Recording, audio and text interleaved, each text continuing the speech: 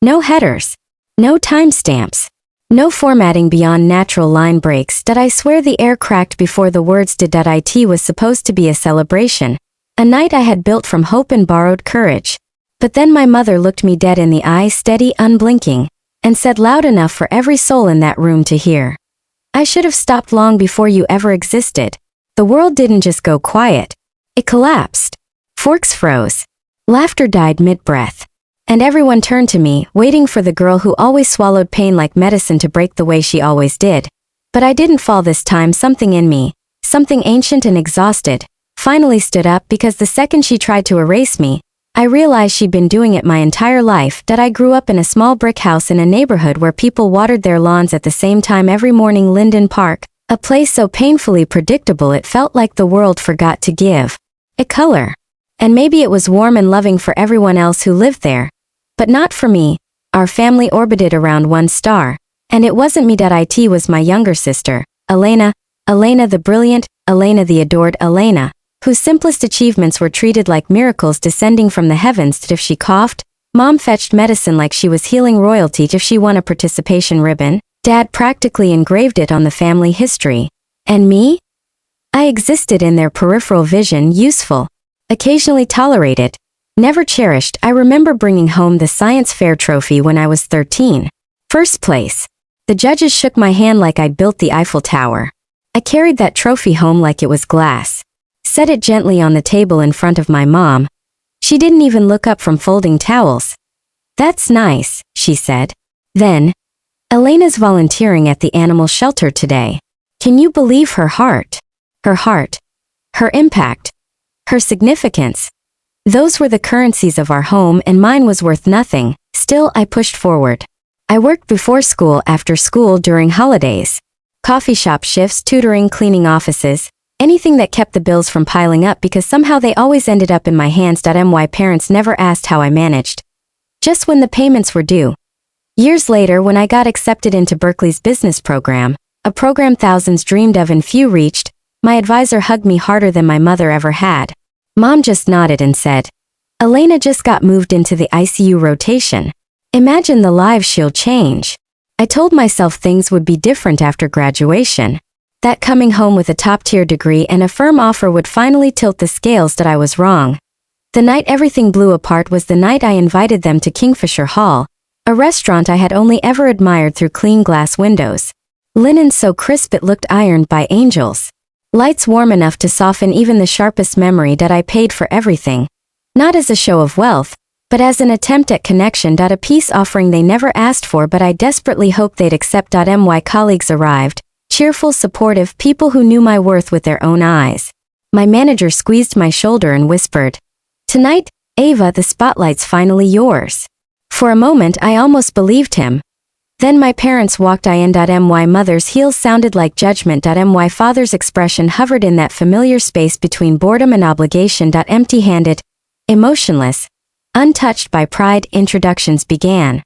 Compliments unfolded. You must be incredibly proud, my professor said, smiling at them. My mother's lips curved into something that resembled a smile but tasted like venom. We're proud of both our daughters. But Elena, she saves lives. That's real meaning. The conversation snapped like a bone. My colleagues shifted, eyes darting, uncomfortable. But my parents kept going, slicing through my joy with the precision of surgeons. When my manager stood to toast me, offering words I'd bled for, fought for, earned with every sleepless night, I dared to turn toward my parents. My father leaned back and whispered to my mother, It's not the same as medicine. That was the fracture. The breaking point. The final betrayal in a lifetime full of small, quiet ones. And then, like she was commenting on the appetizer, my mother dropped the sentence that finally killed the illusion I had been trying to resuscitate for years. I should have stopped before I had her. Would have saved us all so much trouble. The room imploded. And I stood up, quiet, steady, and walked out. Not because I was weak. Because that was the first step in saving my own life. Outside, Seattle's night rain blurred every light into watercolor. It felt like the city was dissolving around me. I walked until my feet ached, until the numbness stopped being terrifying and started feeling like truth. Back in my apartment, I sat on the floor, still in my damp blazer, staring at the ceiling like it held answers. My phone buzzed, 12 missed calls from my parents. One text. You embarrassed us. Be proud of that. Proud. They didn't even know what pride meant. Something inside me shifted. Not snapped, shifted. A quiet rearranging of everything I had ever understood about love, duty, family. Did I open my banking app? 3 automatic transfers loaded on the screen. My parents' utilities, Elena's tuition balance, and the remainder of the mortgage I'd been paying for years. My hand hovered. Then I canceled all of them. Point 1, point 2, point 3. Every confirmation sounded like a door locking shut. The silence afterward wasn't empty. It was freedom. Point 3 weeks passed. No apology. No explanation. Just absence. And strangely, the absence didn't hurt. It felt like the first clean breath of my entire life. Work stretched me, but it didn't drain me. My manager handed me responsibilities like he trusted me to carry them, because he did. When a magazine reached out wanting to highlight stories of resilience, I said yes. The article went viral. Strangers wrote to me, people who had lived invisible in their own homes just like I had. Their stories landed in my inbox like distant echoes of my own, and for once I didn't feel alone in the universe. But quiet never lasts. Point 1 night, I came home from a 14-hour project marathon and froze. 2 silhouettes behind my door. Why parents? Why mother didn't wait for me to invite them in. She moved past me like she still owned the right to walk into any space I occupied. We need to talk. She snapped out. Of course it was about Elena. Her program had cut positions. Tuition was due.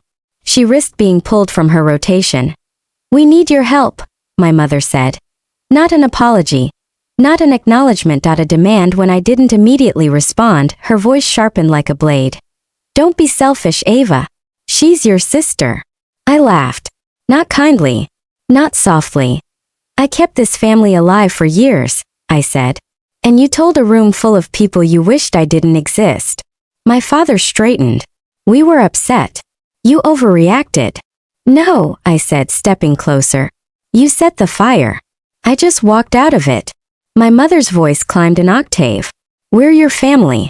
You owe us. I shook my head. You don't get to claim me now.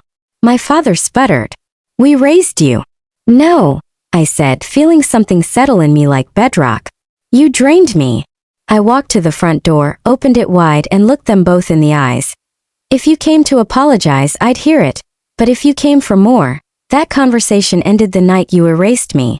My mother stared, stunned at my father's face fell apart in slow motion. Leave, I said softly.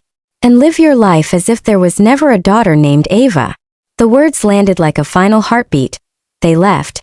And when the door clicked shut behind them, the silence that filled my apartment wasn't loneliness. It was peace. And the days that followed, I kept waiting for grief to ambush me, for guilt to wrap around my ribs like it always had. But it never came. Instead, life opened. The project I led exceeded expectations. The client renewed. My manager handed me the leadership contract I'd been secretly chasing. You're ready, he said.